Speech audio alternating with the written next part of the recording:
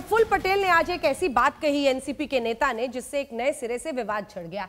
उन्होंने एक बार फिर से ईवीएम का गुजरात कनेक्शन खोजने की कोशिश की और यह कहा कि जब ईवीएम महाराष्ट्र में, उत्तर प्रदेश में थे तो सूरत से ईवीएम क्यों मंगाए गए।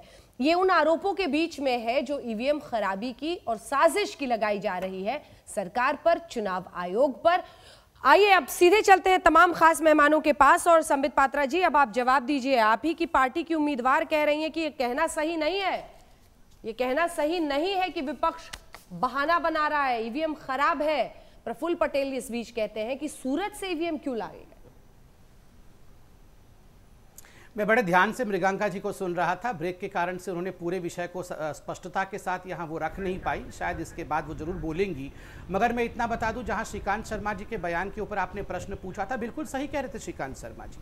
क्यों कह रहे थे? क्योंकि आदतन जितने भी चुनाव आज तक 2014 के पश्चात हुए हैं, जहाँ कांग्रेस और विपक्षी दल की हार हुई है, मुझे बोलने दीजिए पहले, उसके बाद आप जरूर बोल लीजिएगा। आपका नाम तो मृगांका नहीं है, जहाँ तक मृगांका जी इसका मतलब गलत कह रही हैं, तो रुक जाइए।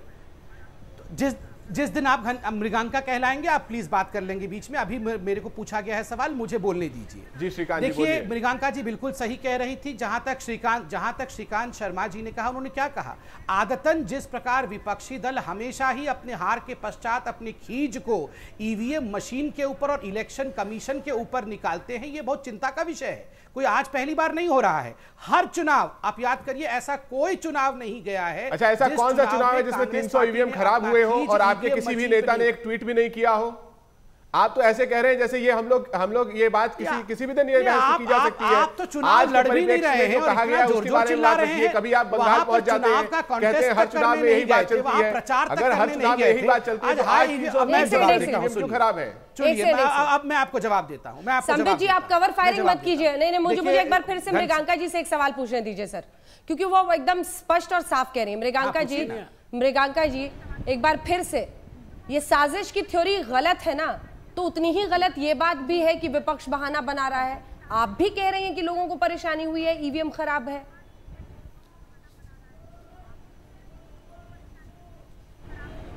ईवीएम मशीन का प्रॉब्लम जरूर रही है पूरे क्षेत्र में ही, परंतु उसको साजिश बताना बेबुनियाद है और अन्याय है। चलिए ठीक है, आप स्पष्टता से, मतलब मुझे लग रहा है कि थोड़ा सा आप डर तो नहीं रही हैं किसी से? मैं बीच में आके जरा बात कर, एक सेकंड, मैं अपनी बात पूरी नहीं कर पाया। मृगांका जी डर तो नहीं रही है किसी से? नहीं, कोई डर नहीं है। बहुत परेशान लग रही थी आप। फाइनली आपने अब 6:35 पे थोड़ा सा मुस्कुराया है, नहीं तो शुरू से बहुत आप सहमी हुई लग रही थी, इसीलिए मैंने सोचा आपसे अलग से पूछ लिया जाए। एसवाई कुरैशी जी, एक सेकंड सर, कुरैशी साहब भी हमारे साथ जुड़ गए सर, एक सेकंड। एक्चुअली मैं सुबह 8 बजे से इस क्षेत्र में थी। जी, ठीक है, थकान भी होगी। चलिए जरा कुरैशी साहब, आपको ये बात मैं सुनाना चाहती हूँ एनसीपी नेता प्रफुल्ल पटेल की, जिसके बाद मैं आपका रिएक्शन लूंगी। सर सुनिए, प्रफुल्ल पटेल कैसे गुजरात कनेक्शन खोज रहे हैं ईवीएम में, सुनिए। वीवीपीएटी में जितनी पर्चियां कटकर गिरी होगी, वो सारी 100% पर्चियों को गिने और उसको विश्वसनीय माने। क्योंकि अगर 300 मशीन 2000 में से अगर खराब है तो उसका मतलब ये स्पष्ट होता है कि ये पूरी प्रक्रिया एक मजाक बन गई है। ये उनकी बातचीत का दूसरा हिस्सा हमने सुना है, कुछ देर में वो भी सुनाएंगे। वो कह रहे कि सूरत से मशीन क्यों मंगाई गई, क्या इस आरोप में दम है कुरैशी साहब?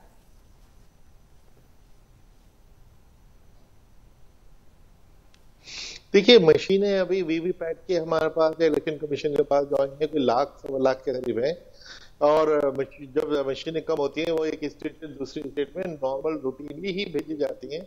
मैं यही समझूंगा कि उसकी कमी थी, और जहाँ नियरेस्ट स्टेट से बुलाने की कोशिश करते हैं। अब अगर उसको नागालैंड से बुलाएगी, मेघालय से बुलाएगी, वो दूर पड़ेगी, तो पास की स्टेट से बुलाना है नॉर्मल एक्टिविटी। उस पर तो शंका डालना अच्छी ठीक नहीं। लेकिन जो दूसरा पॉइंट उन्होंने कहा कि कितनों का काउंट होना चाहिए, वो उसमें मैं समझता काफी बल है। कि देखिए, इलेक्शन कमीशन का अब तक फैसला था कि एक कॉन्स्टिट्यूएंसी में सिर्फ एक मशीन को काउंट करेंगे। मेरे ख्याल से ये बहुत कम है। 5-10 मशीनें तो जरूर काउंट होनी चाहिए। और दूसरे जो टॉप 2 कैंडिडेट्स हैं, वो 1-2 मशीनों को अगर कहें, खास तौर से उन पर उंगली रखें कि इनको आप काउंट कर दीजिए, वो कर देना चाहिए, ताकि लोगों को किसी किस्म की शंका न हो। लोगों का विश्वास इसमें पूरे सिस्टम में होना बहुत जरूरी है। तो ये जो सूरत कनेक्शन वो खोज रहे हैं, क्या वो मोदी को बदनाम करने के लिए है?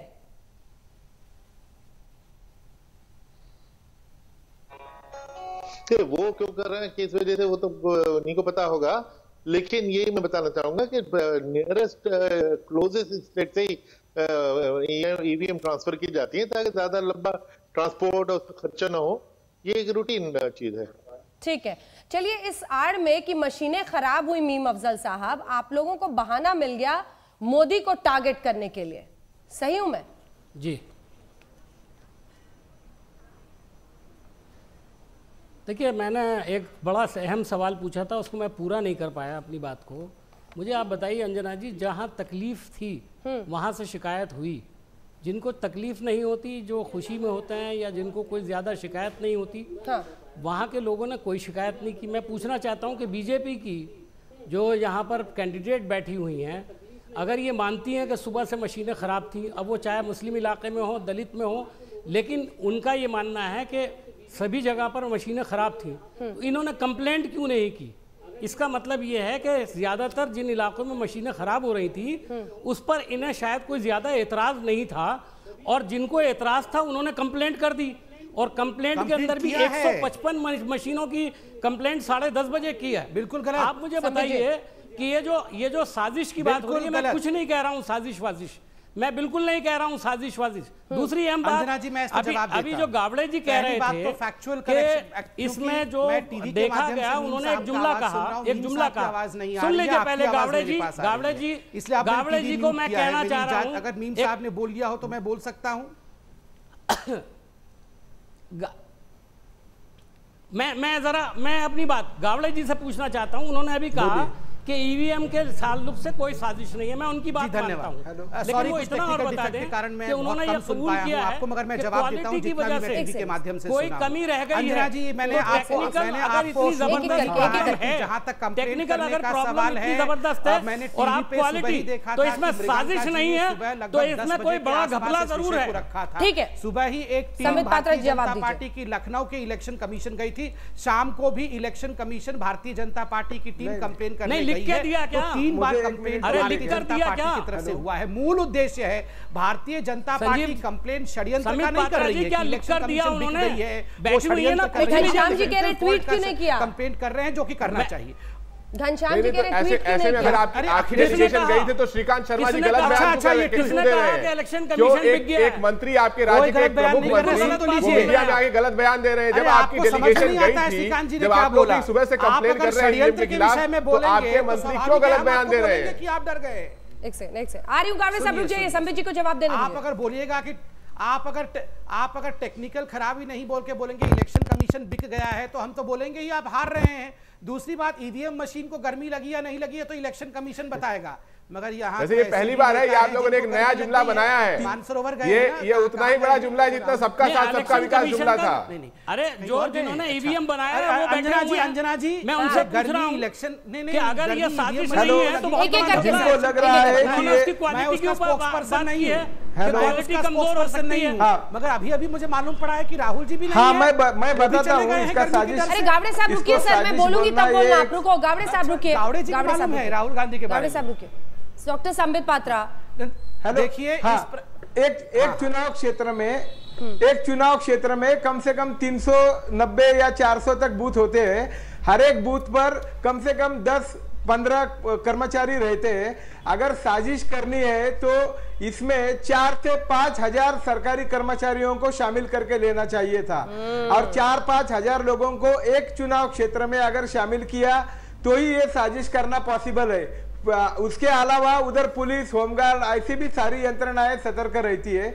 और आजकल विरोधी पक्ष के लोग भी इतने ऐसे छोटे लोग नहीं है कि जो उसको किसी के दबाव के कारण या किसी वजह से छुपा लेंगे। ठीक है गावड़े साहब, ठीक है, आपने अपनी बात कह ली। गावड़े साहब रुकिए, क्योंकि जो गावड़े साहब रुकिए सर, क्वालिटी, गावड़े साहब रुकिए सर। जवाब दीजिए इसका जल्दी से घनश्याम तिवारी। देखिए वो कह रहे हैं जितने अधिकारी रहते हैं बूथ पर, जितने लोग हैं, सबको साजिश का हिस्सा बनाना पड़ेगा। देखिए साजिश की बात मैं नहीं कहता, मैं सिर्फ इतना कहता हूं कि ये चीज हमें भरोसेमंद नहीं लगती कि एक उपचुनाव के दिन सैकड़ों मशीनें खराब हो जाएं और भारतीय जनता पार्टी का प्रशासन सोया रहे, उनके मंत्री कहते रहे कि हमारा प्रतिनिधिमंडल गया, उनके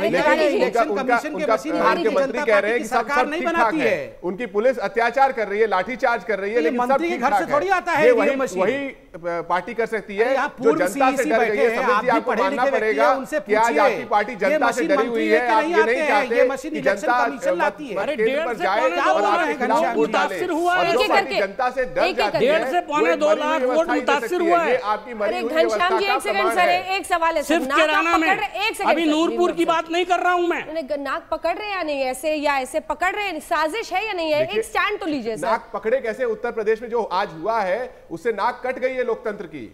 अगर आप 350 पहले से ही तो पकड़ेंगे कहां से? ईवीएम खराब कर देंगे, आपके मंत्री कहेंगे कहां जो पकड़ेंगे, आपकी पुलिस अत्याचार करेगी, विगत वर्ष विधानसभा के चुनाव में कट गई जा रहे हैं, ऐसी गर्मी की मशीन खराब हो जाए। जवाब सुनिए एक एक करके जल्दी से। डॉक्टर संबित पात्रा, लोकतंत्र की नाक कट गई कह रहे हैं।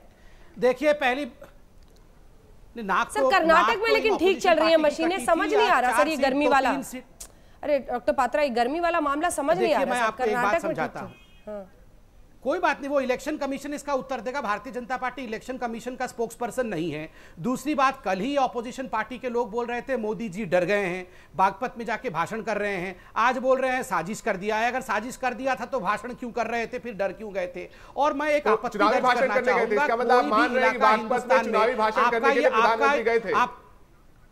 तो आप ही तो कह रहे थे कल भैया प्रेस कॉन्फ्रेंस करके भाषण कर रहे हैं, तो दोनों चीज क्यों कर रहे हैं?